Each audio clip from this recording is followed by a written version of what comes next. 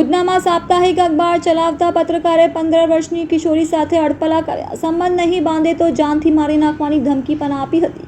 ગભરાયેલી કિશોરી ઘરે દોડીને આવી અને પિતાને ગંદી હરકતોની જાણ કરી હતી. પિતાએ ઉધના પોલીસ સ્ટેશનમાં આરોપી અજય વિરુદ્ધ ફરિયાદ નોંધાવી હતી. પોલીસે આરોપી અજયની સામે છેડતી અને પોસ્કો એક્ટની કલમો હેઠળ ગુનો નોંધ્યો. અજયની ધરપકડ કરી આગળની કાર્યવાહી હાથ ધરી છે. ઉધના પોલીસ સ્ટેશન ખાતે એક ભાઈ આવીને ફરિયાદ નોંધાવી હતી. આ ફરિયાદ મુજબ તેમણે જણાવ્યું હતું કે એમના પડોશમાં રહેતા એક વ્યક્તિ કે જે એમના માસીની દીકરીના હસબન્ડ પણ થાય છે, એણે એમની નાની દીકરી પોતાની નાની દીકરી સાથે છેડતી કરી હતી અને એના મોબાઈલ નંબર પણ મેળવ્યો હતો. મોબાઈલ નંબર મેળવી અને એને પોતાની સાથે રિલેશન રાખવા માટે દબાણ પણ કર્યું હતું.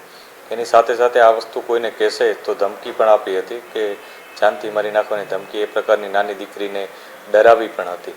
આ અનુસંધાને પોલીસે તત્કાલ કાર્યવાહી કરી અને આ એફઆઈઆર નોંધી હતી અને જે આરોપી છે એની ધરપકડ કરી હતી.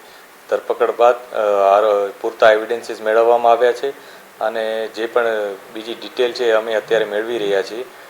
ત્યારબાદ નામદાર કોર્ટમાં રજૂ કરતા તેને જ્યુડિશિયલ કસ્ટડીમાં મોકલી દેવામાં આવ્યું છે. શું નામ છે અને શું કામ કરતો હતો? આ બનાવમાં જે આરોપી છે એનું નામ અજય અશોક સોનવણે કરીને છે. એ સાપ્તાહિક પત્રકારત્વ સાપ્તાહિક હોય છે ન્યૂઝપેપર, એમાં એ પત્રકાર તરીકે છે અને પોતાની કોઈ યુટ્યુબ ચેનલ પણ ચલાવે છે.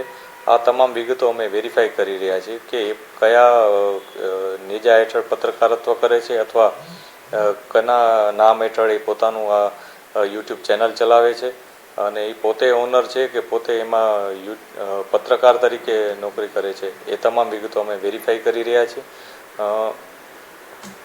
જ્યારે આ બનાવ બન્યો ત્યારે એણે પોતાના ઘરે જ્યારે દીકરી આવી હતી ત્યારે પોતે કામ પર જતો રહ્યો હતો, પરંતુ તેને પાસેથી માહિતી એવી મળી હશે એવું અમને અત્યારે જે ઇન્ફોર્મેશન છે એ મુજબ છે કે એને માહિતી મળી હશે, જેથી ફરીથી આ દીકરી ઘરમાં આવી છે એ જાણી અને પોતે કામ પરથી પાછો આવી ગયો હતો અને ઘરમાં કોઈ ન હતું ત્યારે એણે આ દીકરી ઉપર આ અડપલા કર્યા હતા અને એનો મોબાઈલ નંબર પણ મેળવી લીધો હતો.